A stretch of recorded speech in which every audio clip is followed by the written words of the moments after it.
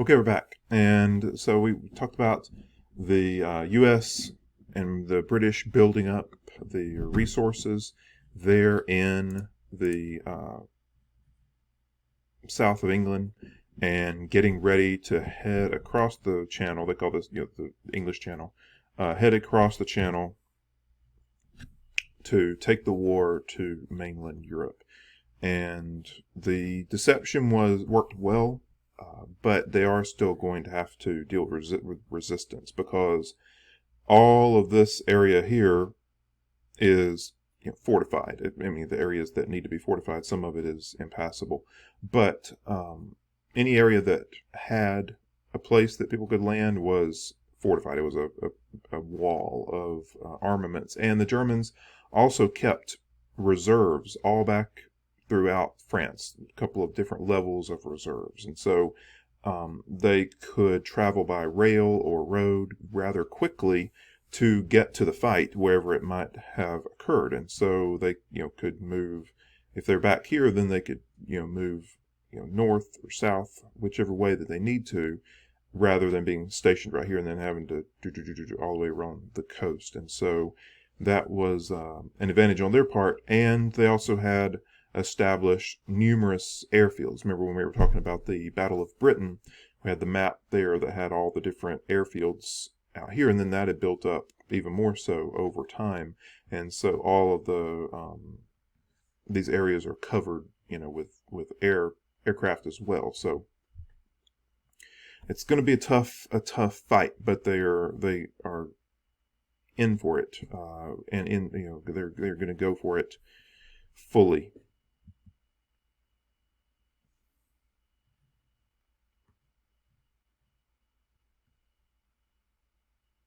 And so this map here, it's feels chaotic because it's kind of an infographic, and it's almost too much information to a certain extent. But what this is showing you is that it's about 5,000 vessels, 160,000 troops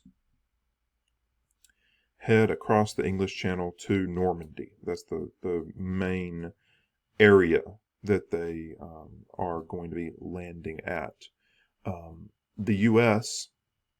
is going to be landing here at sites A and B. That is, make sure I get it right here. I've gotten it backwards. I can't remember which is which. It's Utah and Omaha. Whenever you hear, if you watch any sort of documentary about D-Day or hear people talk about it, they always are using those names. Which beach were you at? Oh, I was at Utah, or oh, I was at Omaha, and how rough each one was. So they were the westward. This is a sort of a west-east arrangement here. They were the westward two beaches, and those are the areas that were the most heavily defended. The U.S. took the worst losses, because the defenses set up at Utah and Omaha beaches were the most extensive and intense. And so they struggle with high casualties in getting into those areas. If you are interested in kind of getting a sense of the difficulty and brutality of all this, I wouldn't show it to you in class just because not everybody's into that level of intensity, but go watch the beginning of the movie Saving Private Ryan. You can probably pull it up on YouTube. I'm sure somebody has clipped it at some point, but that's probably the best representation that we have of the real hell that the invasion force went through. It was truly brutal and devastating. They succeed, but at very high cost, and so it's worth understanding what they went through. And then shift on over here a little bit. Oh yeah, here it is. A is Utah and B is Omaha. And then if you slide over here, you have the two British beaches. The Brits are going to land at two beaches, and the Canadians are going to land at one beach. So you have beaches C and D, or C and E, which is Gold and Sword. And then Juno is Beach D, and that's in the middle here, and that's going to be the Canadian forces. And so they all kind of have their lanes that they're going to fight in, basically.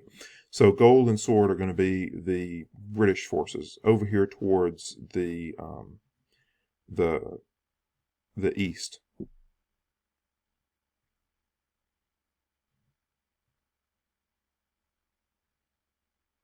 And you see a few of these here, these little parachutes right here.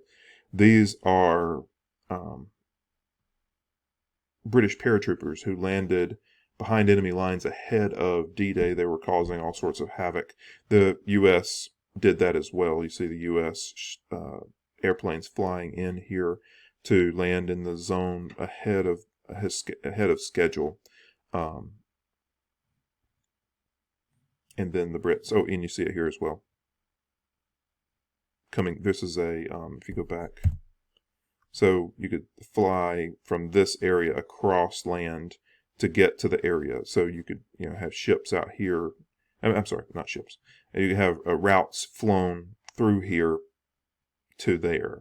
So you could come this way and over, or this way and over, and that way they could actually, either be by paratrooper. That they also brought in gliders, which they look like death traps. They were these kind of boxy, one-time use, essentially, airplanes that were designed just to get the people there, land, and they get out and fight, cause havoc, whatever their particular role was. But the people who were in the gliders were a special breed of brave, because they looked, even just looking at them is a bit scary, but they were, just gliding in under their own power, basically. So yeah, so this area saw much less resistance. Not that they didn't see any, but compared to this area over here that was much more fortified, this area they were able to make significantly faster progress up, and they were all able to meet up with the paratroopers who dropped in much more quickly than the Americans were able to, even though they did get there relatively fast. The Canadians actually suffered stronger resistance. That just in this one area, just it worked out such that the resistance was stronger than it was on either of the British lanes here, or the British beaches. So Juno was significantly stronger than Gold and Sword.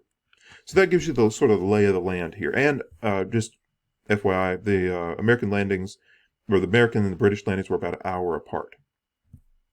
Just interesting. I think that was tactical to draw forces away. So by staggering a little bit, if the Americans attack here, then if you have any reserve forces, they head in this direction. And then, if the Brits and the Canadians hit here, then they are in a much better position to move in quickly rather than get hit by reserve forces coming in. So it's a good plan there. That's something I learned recently that I hadn't put together previously, which is neat to see. And I always prefer students to be able to hear and see these sorts of things. So again, here's a little bit zoomed in version, so you can see the how these ships were able to move in and bring in the troops, and the lanes that they moved up through here. And so I brought in these two accounts. These are on the BBC. I've struggled with them as far as they want to use a Flash player, which is the whole of the internet is moving away from using Flash. So if your browser or phone support that, then it might work. Otherwise, if you click the link to view transcript, you can actually read what the person said, and it's little clips from interviews from British soldiers who were on the beaches that day. So there's two of those. They're relatively brief. And then I recently found this one. It's called Enemies Reunited. It was a production from Channel 4 in Britain. And it is basically brought, it had some British veterans there for a D-Day anniversary. And at the same time, they also brought in I think it was one German soldier who was there that day. So just kind of a way to sort of mend fences, even that many years later. They're elderly now, but it's great to get to see it. It's pretty well produced and some reasonably good questions to get to see it. So I recommend that one to you, and it's neat to see it as a British production. And so that's you don't want to make light of D-Day, but it happens, and all of this, the greatest landing that the world has ever seen and likely will ever see, that is the whole of it, all pushing in, just establishing a beachhead, and then over the next 24, 48, 72 hours, more and more ships just pouring resources, tanks and provisions and everything that they might need onto these shores so that the Allies can push into Europe. And that's going to be an extensive fight across France. So, Germany was still strong at this point, but they're going to have to retreat some, and they're going to have to organize their forces and make stands where they can across France, and then as the Allies push towards Germany. And it's going to be a relatively rapid progression. So June 6, 1944 is D-Day.